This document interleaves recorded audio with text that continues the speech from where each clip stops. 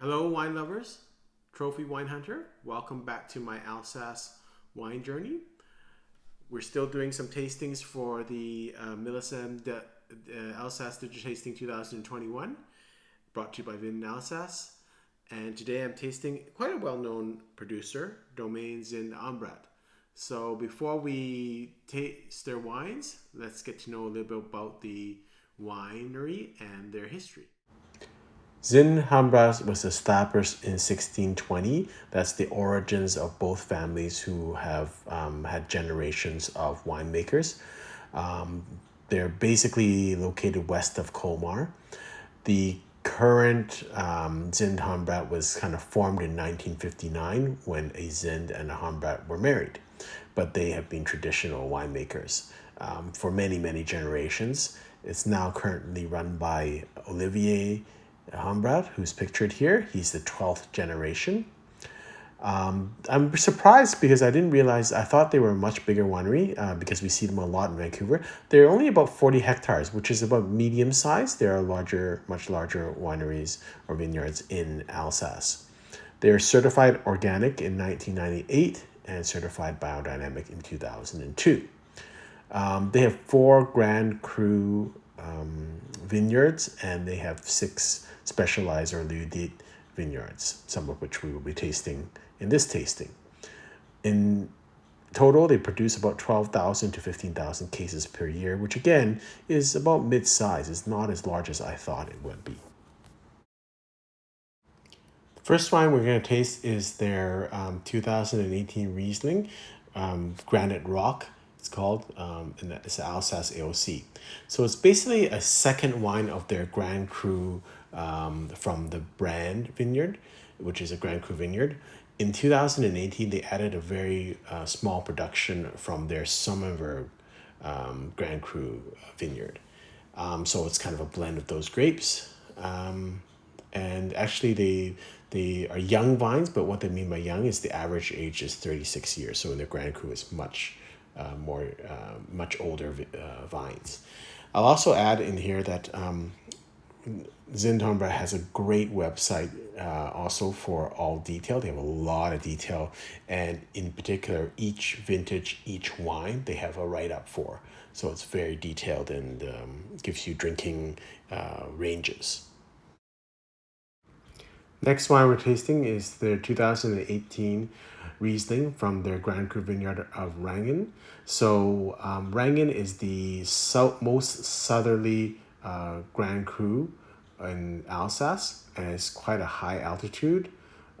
Lots of volcanic ash, and their wines are going to be tasting very minerally and very smoky.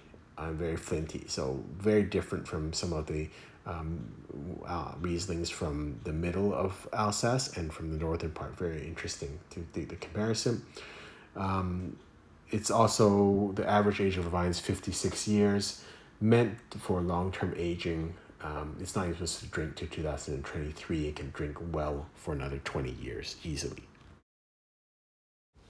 So the next wine we're going to drink is the 2017 Pinot Gris from Rotenberg. So Rotenberg is a Lieu Dits, which is a equivalent to kind of like a Premier Cru. It's not a Grand Cru vineyard, but it is a vineyard with specialized characteristics. So Rotenberg is near the Grand Cru vineyard of Brand. It is close to the Vosges Mountains, and also has brick red soils rich in iron. Average age of the vines is about 36 years. And then the last wine we're having is also a Pinot Gris from another Lieu Dits vineyard called Heimbourg.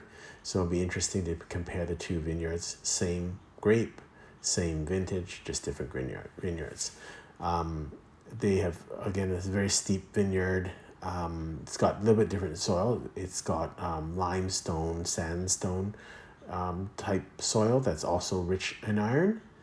And again, similar age in terms of the age of the vines. They only produce about 4,700 bottles a year, which is not very much of each of these wines. Let's taste the wines. First one I'm going to taste is their 2018 Riesling. It's called the Rock Granite. So it's actually, it's not a classified wine. It's an AOC Alsace wine from 2018. And it comes from their youngest vines from their Grand Cru of vineyard of brand. So you can consider this almost like a second wine of the Riesling Grand Cru brand. Very nicely aromatic. I smell the minerality, but I also smell some fruits. Like I smell floral elements, and I smell some light fruits. Not as acidic. With a lot of the Rieslings I find that I've drank through this tasting series, really acidic, like searing acidity, lemon, citrusy. This is fruity, so I smell other type of fruits, like tropical fruits, maybe like peaches, and some minerality, but not as acidic on the smell.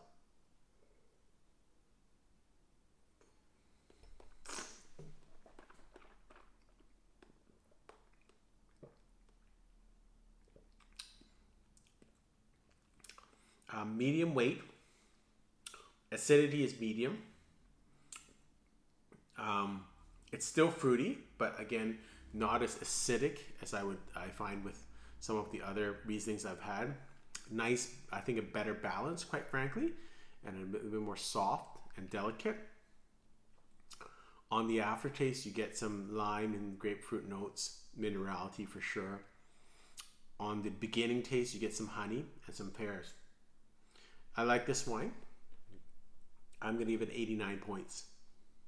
And mostly because the balance is really good. I like the balance in terms of the flavor, the minerality, and the acidity.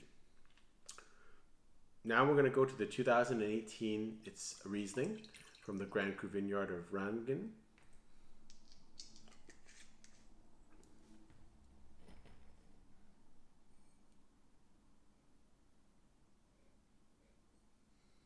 So compared to the last Riesling I had, this one is more floral, flinty, and minerally. So I wouldn't even describe this as a fruity smelling wine. This is like, yeah, minerally, flinty,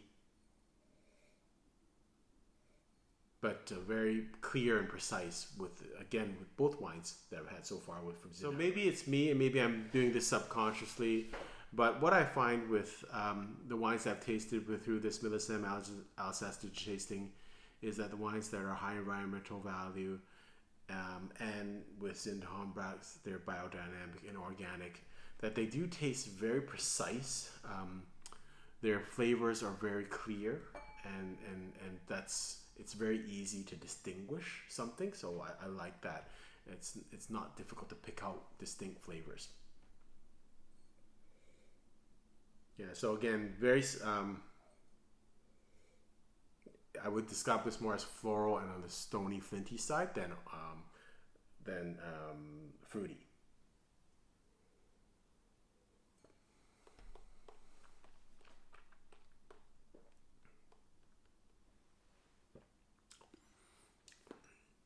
Even on the taste, it tastes a lot different than some of the other Rieslings I've had, which are generally going to finish very acidic and citrusy. This one doesn't. So it's different for me and thereby very interesting. Definitely they've got the minerality, but it's got like light, I would say it on the fruit flavors, it would be like pears and melons, but it's got like some almondness, some stones, like flintiness, like wet stones, some flintiness. So it's quite different, I think, than most Rieslings that I've had. So for that reason, I quite like it, actually. And I think this will go really well with food, quite frankly. And again, this is one of these wines, you've had it, and I wouldn't mind a little bit more. I think I'd continue to like it even more and more. I'm going to give this 91 points.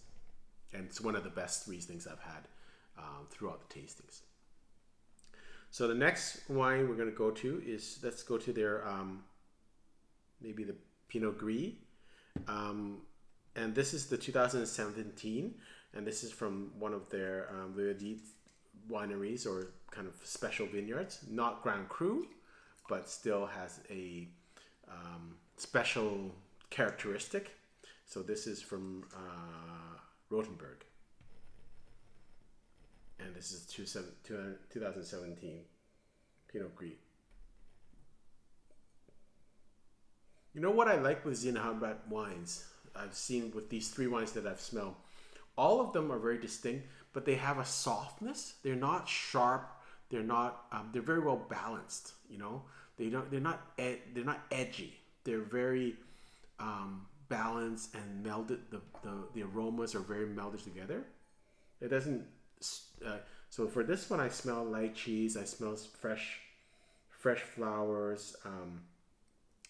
Like lighter fruits, like star fruit,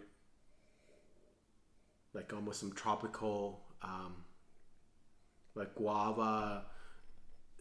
Very pleasant and almost floral aromas, like almost fresh cut flowers too, but all in balance. Like it's got acidity, but it's got citrus elements, but it's very in balance. It isn't sharp. It's very nice.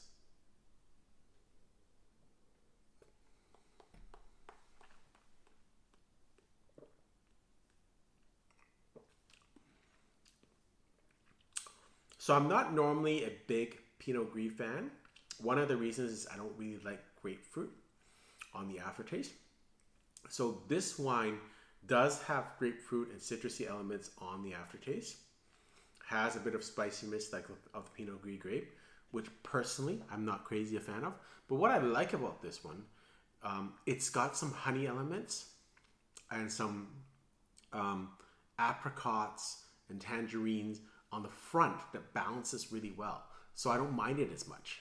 It doesn't, and this is what I'm saying about all the Zind Humbrecht wines. They're all quite balanced.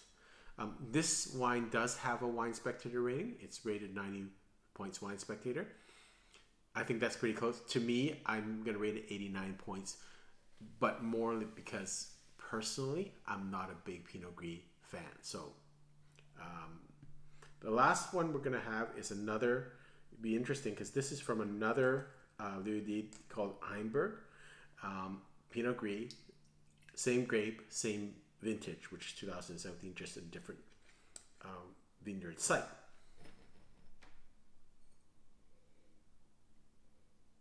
So this one is even lighter in terms of smell. I'm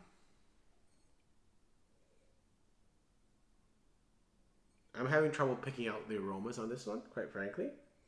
If anything, it's going to be like light fruits, light floral elements. Little bit of flintiness, but not a huge aroma on this wine.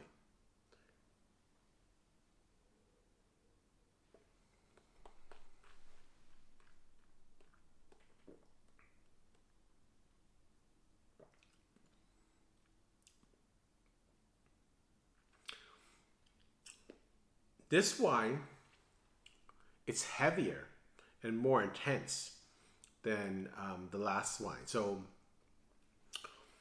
it does have that much better defined minerality. And it's got some almondiness to it also.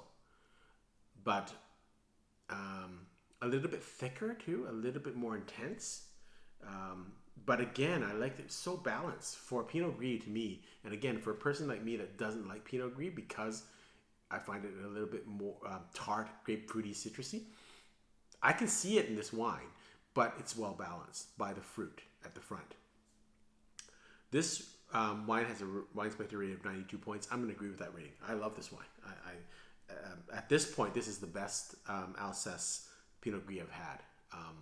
And in comparison with the Rotenberg, why I liked it better, had a little bit more intensity.